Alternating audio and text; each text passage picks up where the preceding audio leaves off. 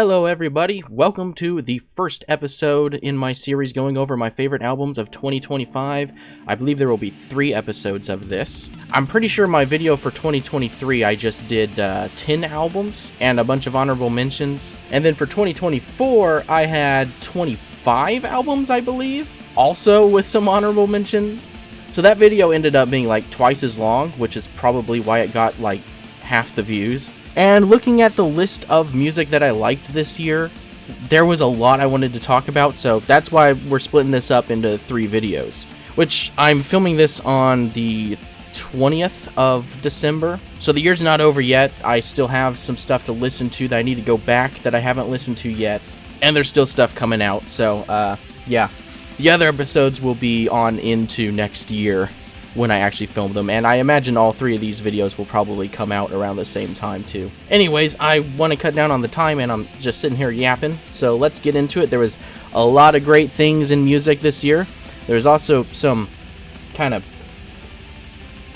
weird things that happened in music too, but we won't talk about that. Another thing to keep in mind, these are not ranked. They're not in order of how much I liked them. They're just a selection of the albums that I loved this year because music is not a competition. That being said, the final album I will talk about on the final video in this series will be my favorite album of the year. But beyond that, this is not really in order. First up here, we have Hyrde, I think is how you pronounce that. Hyrde, it's the Italian word for Hades.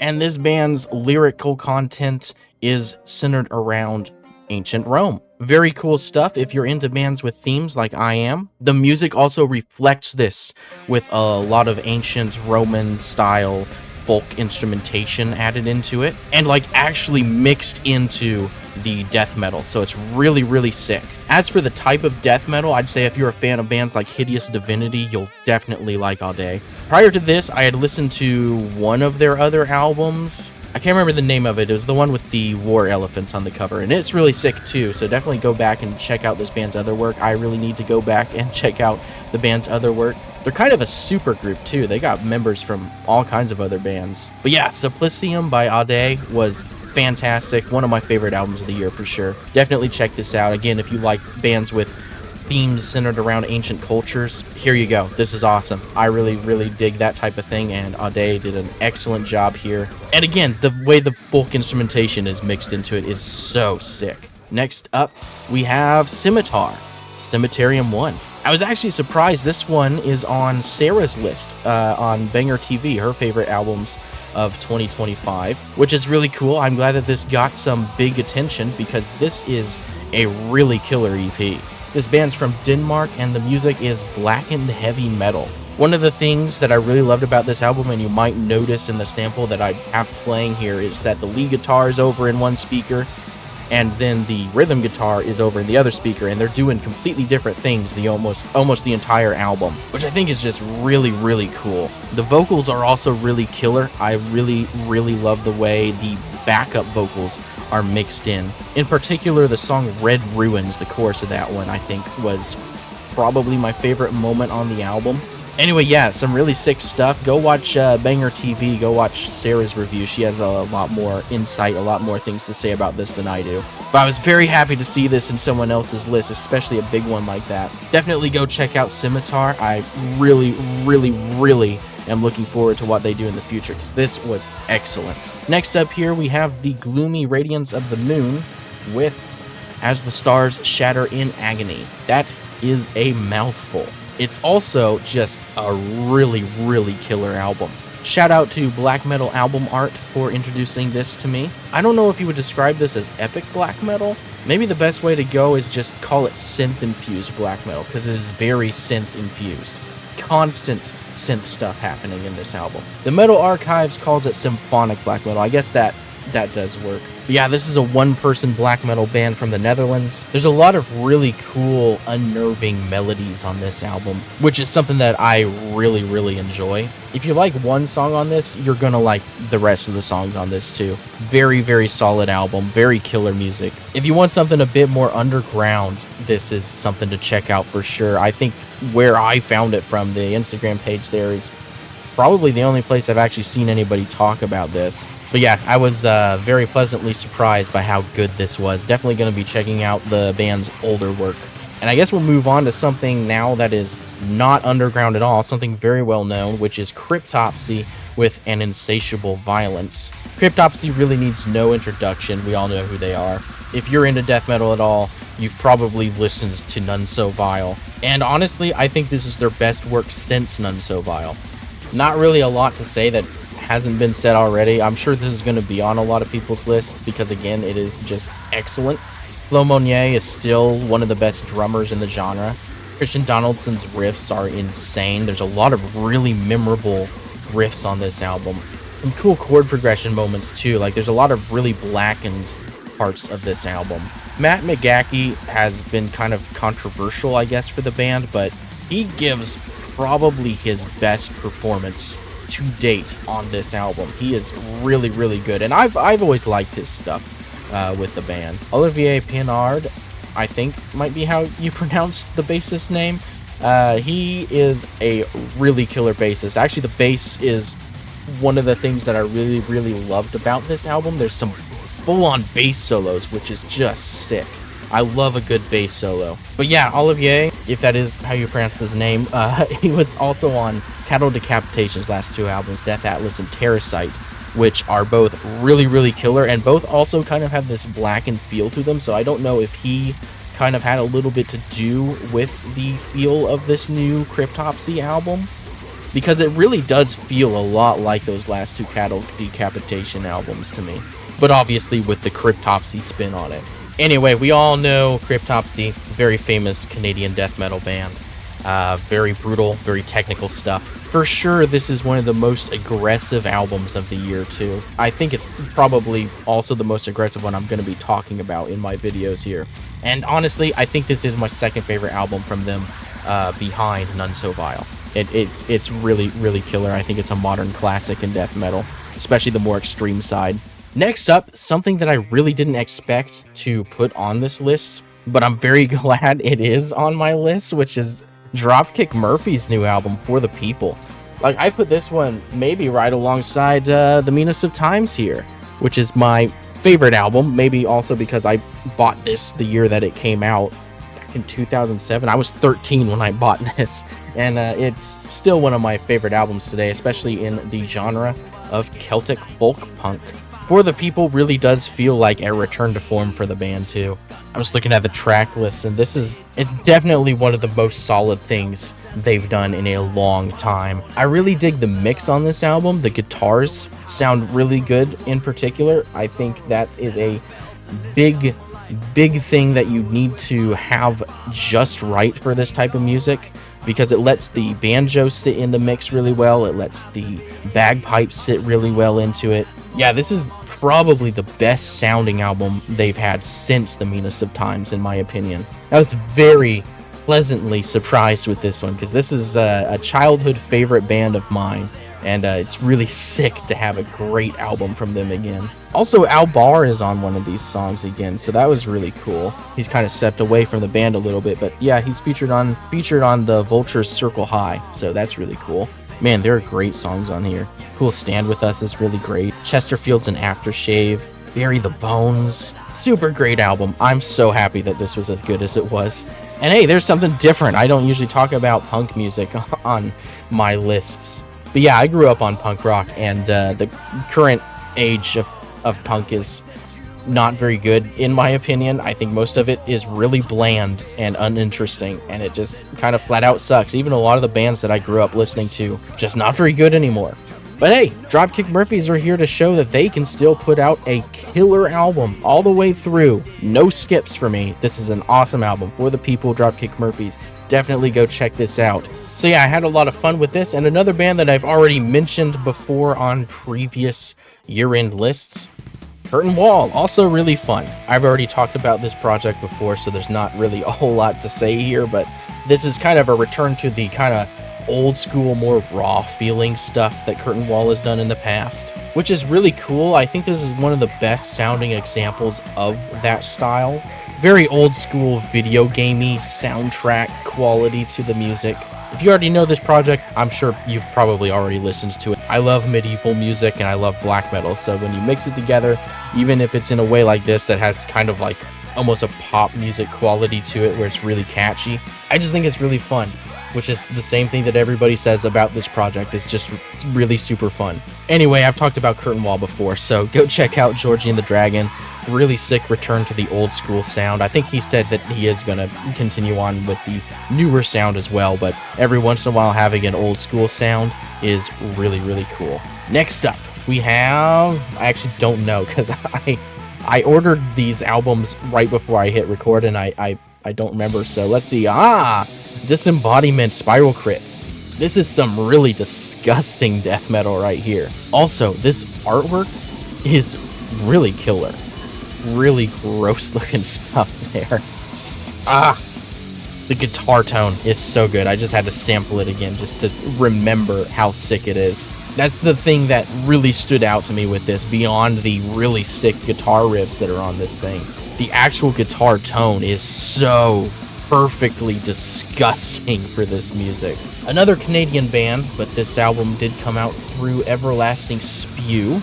Shout out to Tito. He gives me a lot of recommendations. In fact, he's the one who recommended the first album on this list, that Auday album. I meant to mention that and forgot. Thank you, Tito, for all of the excellent music recommendations that you give me throughout the year. Awesome dude promoting awesome music. Anyway, Disembodiment definitely falls into that category of awesome music. I've really come to love the super grimy death metal style, and this is some of the best stuff that came out from this year. Well, from last year, 2025. In this genre, it is so good. Yeah, the guitars sound awesome, the drums sound awesome, everything sounds great, the vocals are really killer, bass is really thick. They've got a great mix of like really fast stuff with some pretty slow stuff, some almost doom stuff. But yeah, this is mostly just that old school grimy death metal stuff that we all love, and done very, very well. This is some, again, it's on this list. It's some of the best stuff that I heard this year, obviously. I went back and checked out the rest of their stuff too. Just a really sick band, but I think this is definitely the best thing that they've done. I'm super looking forward to more from this band. Spiral Crypts by Disembodiment. Definitely go check this out. One of the best, most disgusting albums of the year in the best way. What's next? Vogue, I believe. Vogue is how you would pronounce that, right? This is a German band, I think. Metal Archive says Netherlands. And the album is called 5. I guess you can tell by the title there, this is the 5th full length from the band, and I have talked about this band before. I don't know if I put them in both of the previous year-end lists or not. I know they were in the last one, because 4 was incredible, but I'm pretty sure I found them from their 3rd full length. Anyway, their 5th one here sits right alongside all of the rest of their work. If you like any of this band's work, you're gonna like the new album from them. They're just that consistently high quality. Easily one of the best melodic black metal bands that's working today. It's a 2-man band. One guy does all the instruments and one guy does the vocals, and they work really well together. The vocal melodies and patterns fit the music very, very well. Definitely one of my favorite black metal bands that I've discovered as of late. They've got kind of a folky instrumentation thing going on here and there. There's not really a whole lot to say about this. I've already talked about them in the previous year-end list, so everything that I said about the previous album and about this band in that video applies still in 2025. Super sick band, just some very, very high quality melodic black metal. Definitely go check that out. Blackbraid. This one here is pretty well known. Blackbraid III obviously is the 3rd release from Blackbraid, one-man indigenous black metal project. And man, what an album cover. Painted by Adam Burke of Nightjar Illustration, probably my favorite artist right now. And man, there was a really sick limited edition vinyl for this album I wish I could have got. But yeah, that's just a gorgeous album cover. And the music is really great too. If you like Blackbraid, you're gonna like this one. I think Blackbraid 1 is still my favorite thing that Blackbraid has done, but this might be my 2nd favorite. This is some really killer stuff. I really love the Native American flute and the acoustic guitar stuff that is put into this music. I wish there was more of it though. That's the big thing for me. I really wish there was more of it. But hey, it's still a really, really sick album. I think there are some really, really cool black metal guitar melodies going on this thing. God of Black Blood, I think, was probably my favorite on here. Traversing the Forest of Eternal Dusk was also really cool, though. I think the vocals might also be the best that he's done so far. So yeah, definitely go check this out if you like black metal and haven't checked out Blackbraid yet, I guess. And if you want to listen to something with more of a an indigenous twinge to it. Also, on that note, new Nachachwan album, which was just folk music, was really, really sick. So if you wish there was a little bit more folk music on this, go check out Nachachwan. They're also a really sick black metal band, Native American black metal band. But again, the new album is just folk stuff. Anyway, Blackbraid III, really, really cool album. Definitely go check it out. I'm sure you probably already have if you're watching a video of someone dressed like me talking about his favorite music of 2025. Next up, we have, something completely different. Lonesome Drifter by Charley Crockett. Charley does some really old school country and western music, which is what I prefer with country music. I don't know if I've talked about anything country in either of my previous lists. I think one of them I mentioned Richard Inman. I'm pretty sure each of the 3 episodes this year is going to feature a country artist. If you like old school country music, you definitely need to check this out. You probably already have if you're into that type of stuff, but just in case you haven't, Charley Crockett's doing some really good work. Under Neon Lights is definitely my favorite song from this album. Easy Money's also really good, especially if you're watching the music video for that one and really getting into the vibe of it. I really like the keys on this album. That's one of the things that really, really sent it for me. His vocals are also pretty interesting. I like the way that he delivers a lot of his lines, where he's not focused on perfectly hitting the notes. Not that he's bad at all. He's a very good vocalist. But there's a little bit of an almost amateurish quality to it that's really charming and really harkens back to old school country music. It's not perfectly polished like a lot of the modern stuff is. It's got a little bit of the grit of the old school country. So really good job, Charley Crockett. I very much approve of this album. He's never gonna see this video. Why am I talking to him? Oh, hey, I guess talking about this, my hat actually kind of makes sense now, doesn't it? I got this whole death metal cowboy thing going on. I guess it makes sense to actually put a country album in my mostly death metal list. Even if you're not really super into country music, go check this out.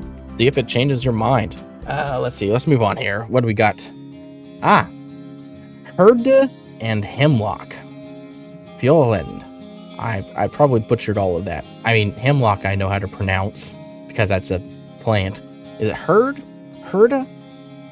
Man, I should have looked this up beforehand. Google says Hyrde can be pronounced in several ways. Well, that's incredibly not helpful. Hey, if either Hyrde or Hemlokk watches this video, can you correct me? Anyway, both these projects are awesome. Both are one-person projects, obviously, and they are a couple. So they made this album together. That's really, really cool. It's kind of medieval-tinged black metal. It's got a good raw quality to it. I think I mentioned, I think it was last year, the standalone Hyrde album. I really, really particularly liked the mix on that. Thought it was a really great example of how to make raw black metal that still sounds good. And the same stands for this year's release with these two together. Hemlokk I've also really liked in the past. Her music often has a little bit more of a medieval folk feel to it. So there are some just straight up medieval style dark folk songs on this album in addition to the really cool black metal stuff. I really thought this was cool, especially these two artists that I really liked. I didn't even know they were a couple or anything, but it's really cool that they made an album together. That's just really sweet. And I really dig this album cover too. Really great music. Definitely go check this out if you're into medieval black metal stuff. Medieval black metal is definitely one of my favorite genres. And these two are definitely two of the best ones. So yeah, this album they did together, obviously really sick. And also, Hyrde did a standalone album here. Brett Walda? However you say it, I apologize to all these bands that I mess up the pronunciations. I'm so sorry. As much as I love researching other cultures and especially ancient cultures and stuff, I'm not good at the pronunciations. But anyways, this album was also really, really sick. I think for his standalone stuff, this is the best album that he's put out. and definitely one of the best black metal albums of the year. Both of these, definitely go check out both of these if you like one or the other. And if you haven't listened to either of these bands before, here you go. I'm telling you to do it now, so go do it. Really cool Anglo-Saxon black metal. Definitely go check these two out. Well, black metal and dark neo-folk stuff. All right, so next up, oh, I guess we're going into more medieval black metal, or I guess some people call this castle metal. What's the difference between medieval and castle? In terms of black metal, I know what the difference between a castle and the term medieval is. Carmina ere in Atate Fere. I definitely did not pronounce a single one of those right, except for maybe in Vatic, maybe? Might be how you pronounce the band name. This is some pretty furious and aggressive medieval black metal, or castle metal. Which do you prefer? I don't know. I prefer medieval. I'm gonna stick with medieval because I think people calling it castle metal is kind of weird, and I don't like it very much. But that's just my personal preference. In terms of the music, this was really, really sick. As far as like newer bands in this genre, this is one of the better ones, I would say. Actually, I guess I would say the other two that I just talked about are also some of the better ones. But I just love this genre. There's not much in it that I don't like. There have been some albums, including at least one that came out in 2025 that I really didn't vibe with at all. But this I really did vibe with, especially with how aggressive it is. I was not expecting the drumming on this album. Some really blistering drumming going on. Some really cool guitar harmonies also, which is to be expected in this type of music. There are even some instances of like kind of an old school rock and roll, almost punk feel in some of the sections, as well as some like slower down, quieter parts that are really nice. A good break from the aggression. And check out the album art too. That is so sick. I just love the medieval style of everything. Music and artwork and architecture. It's kind of a fascinating time period to me. I've already said this is one of my favorite genres of music, and Vatic definitely scratched that itch for me when this came out. Not a whole lot else to say there. It's just a really sick album. Definitely go check this band out. Okay, next up, I'm not sure if I can show this on YouTube. This is Guttural Disgorge with First Degree Murder. There were a lot of really good slam metal albums today. Actually, I think this is the only one that I added to my list to talk about. Maybe I'll add one or two of the other ones in some of the upcoming episodes of this. I don't know. If I don't, hey, check these out. These are some more awesome slam metal albums that came out this year. But this one here was my favorite one. This is also the first album I listened to in 2025, and I have continued listening to it ever since. I think it is really, really cool. I think it's a lot of fun. They get a lot of the things that I really like about slam right, and not like anything wrong, in my opinion. I really dig the samples. Some of them actually made me laugh out loud, which is cool. I really like the way that slam bands use just the most insane samples in their music. But yeah, it's a slam metal album. There's not a whole lot to say. You know what you're getting with this, and it's done really well in this case. Plus, these guys are like super young. Anyway, Guttural Disgorge are one of the best slam bands that I have listened to, and this is definitely their best album. And not just for the samples being the best that they've used, in my opinion. I think that the actual slam riffs in this are really killer. Plus, I mean, this is 10 songs in 25 minutes. It flies by, which is perfect for this style of music. You just want to get in, mosh, get out. And this album is great for that. I really, really dig this one. I've continued listening to it from when this album came out on the 17th. I checked it out that day, and I've continued listening to it throughout the year. I've had a lot of fun with this one, so yeah, if you like slam riffs, go check this out. I think it's the best slam album of the year. Okay, what's next? Hooded Menace. Hey, all right. Hooded Menace. Lachrymose Monuments of Obscuration. I probably said that wrong too, and it's in English. Hooded Menace are far and away my favorite doom band. I guess death doom is the proper term, but they've injected a lot of old school heavy metal feel with their music as of late. Yeah, their 2021 album also had a lot of that classic heavy metal feel to it. But I think this album, they really perfected the mixture of the classic heavy metal, the death metal, and the doom metal. Also, I really dig the kind of gothic vibe of this album. Their music has always been like really dark tonally, but this one just has that really in-your-face gothic feel to it that I really love. I'm not sure what all the effects they put on the lead guitar on this album are, but I think that was a big helper in that department. I think that really helps the gothic feel of this album. This album also has a faster pace than a lot of their previous albums had, which I definitely really like, which maybe that's kind of a weird thing to say, that I like the additional speed in their music, considering my favorite album of theirs might still be their slowest album, Darkness Drips Forth. It's a bit more funeral doomy. But yeah, this album was absolutely sick. I'm sure it's going to be on a lot of people's lists, so I probably don't need to spend a whole lot of time with it. But I really dig this band. Also, this album art is super sick. And yeah, this might actually be my favorite Hooded Menace album cover, especially the text on it. I really love the red logo with the yellow title. If you follow me on Music Board, you probably often see me refer to an album cover as reminding me of Dark Souls. And yeah, this definitely reminds me of Dark Souls with the crying gravestone there. Makes me think of the crypt level in Dark Souls 2, actually. Anyway, this is definitely one of Hooded Menace's best albums. I like the energy on this one. I like the heavy metal feel to it. The kind of 80s style synths that are added into the music, it's just perfect. Yeah, what else is there to say? These guys are just geniuses. The main songwriter, I'm blanking on his name for some reason right now, absolutely is a genius when it comes to writing guitar melodies. Something will sound kind of familiar to you, and then he just throws in a chord that's like, that's not where that should go, but it works perfectly, especially with whatever the lead guitar is doing. This is so cool. Oh yeah, Save a Prayer, the cover of Save a Prayer. That's a Duran Duran cover. It's actually maybe my favorite song on the album. They managed to take a song from a completely different genre and stay faithful to it while still making enough changes that it feels like their own thing. And it fits perfectly with the feel of this album. I'm sure most of you probably know Hooded Menace though, so let's move on to the next thing. Afsky.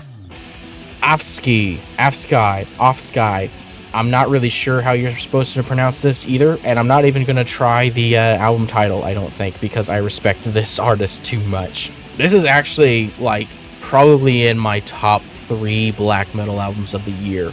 It might be my favorite black metal album of the year. I'm not really sure. It's definitely my favorite that the band has put out to date. This is a bit more of a depressive band. I'm not sure if you would put them fully into the depressive black metal category. I don't know, maybe you do.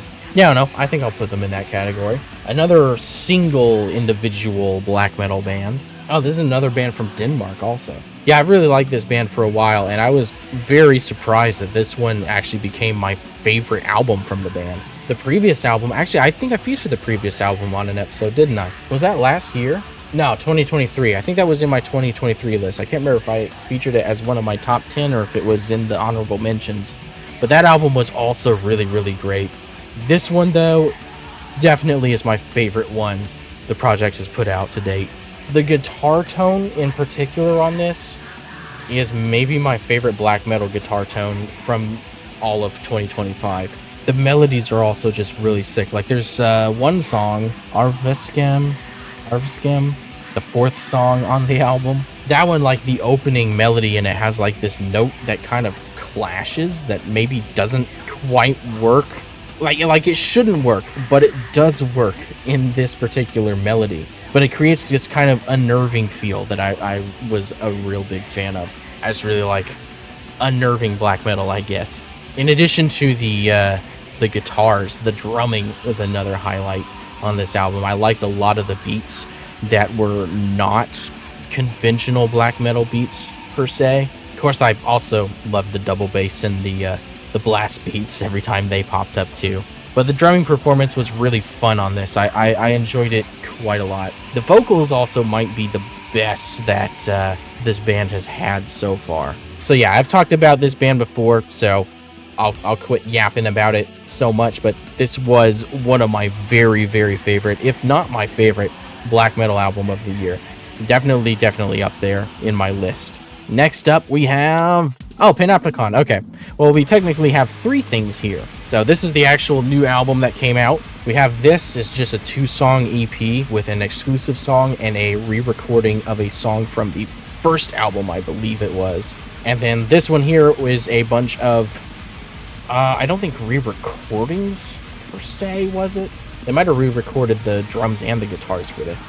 They at least remixed and remastered it, so it definitely sounds a lot different. But this is a bunch of old songs that are compiled together on this. I guess we'll start out with this one, which I do have here on vinyl. I try to collect all of Panopticon stuff because Panopticon is my favorite black metal band. Songs of Hiraeth. I'm not really sure how to say that, unfortunately. But yes, really sick. These are a bunch of songs from splits that I guess were unreleased on vinyl. Haunted America 2 and The End is Growing Near. I don't know, did I mention them on anything? That might have come out before I started doing these videos, but those 2 songs were released on a cassette tape. Actually, I have that. Hold on. Yeah, those 2 songs were on The End is Growing Near. This might not even show up. It's pretty dark, actually. Okay, I did write down where the songs came from. Okay, let's get into all of them, I guess. So the first 3 songs, The Road to Bergen, From Bergen to Jotunheim, and The White Mountain View. Those ones are from a split with Wheels Within Wheels. The next 2 songs, Haunted America 2 and The End is Growing Near, which were both released on this 2022 cassette tape together, are songs that were originally recorded way back somewhere between the Collapse and On the Subject of Mortality albums. And then our final 2 songs, A Letter and The Eulogy, those are from a split with Vestiges. So yeah, these songs have all been remixed and remastered, and they sound pretty good. Anyway, these songs are all awesome, and it's really sick to finally have them on vinyl. But yeah, this is just a compilation of older stuff, so let's not spend any more time talking about this one. This one here's actually got the newest thing that we've heard from Panopticon, I guess. This is the Poppies Bloom for No King EP, which has the title track and has a re-recording of Speaking, which the re-recording, I guess, was in 2022. Originally, that was on the first self-titled Panopticon album. But the Poppies Bloom for No King was pretty good. Had a lot of really furious stuff, which I like good old aggressive Panopticon. But yeah, this one, just 2 songs, so we'll move on to the next one, which this one and this one were both released on the same day. So that was pretty cool. Pretty good mail day for me too, because I ordered both of them on vinyl. But yeah, Laurentian Blue is an entirely acoustic album from Panopticon. I really dig his acoustic music. The sticker says, A Journey into Northwoods Americana, Acoustic Reflections on Loss, Memory, and Resilience for fans of Blaze Foley and Towns Van Zandt. And I will definitely agree with that statement from Nordvisier. I've talked about Panopticon before, so I guess I don't really need to drone on about that. We'll just talk about this album. I think it is maybe the best collection of his folk Americana type stuff to date.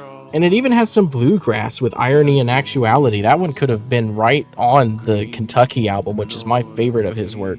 His bluegrass is very good. I wish that he would do more of it. As much as I love the Americana and the kind of slower, darker folk stuff, I really, really dig the bluegrass. Which lyrically, that song is pretty dark. Fits along right with the rest of this album, which it is a really dark, really depressing album, which is right up my alley, and also a complete contradiction of the album art, which is very bright. Austin Lund is just a great songwriter and so talented. He plays, I know I've mentioned it every time I've talked about Panopticon, but I mean, he plays almost everything on these albums. But we also get Charley Anderson here again, and Andrea Morgan, both on violin and backing vocals, and they do an excellent job on this album. I think some of the best stuff that they've done with Panopticon is on this, which we'll be talking about Charley Anderson in one of the upcoming videos, because he put out his own black metal album this year that is also incredible. So spoiler alert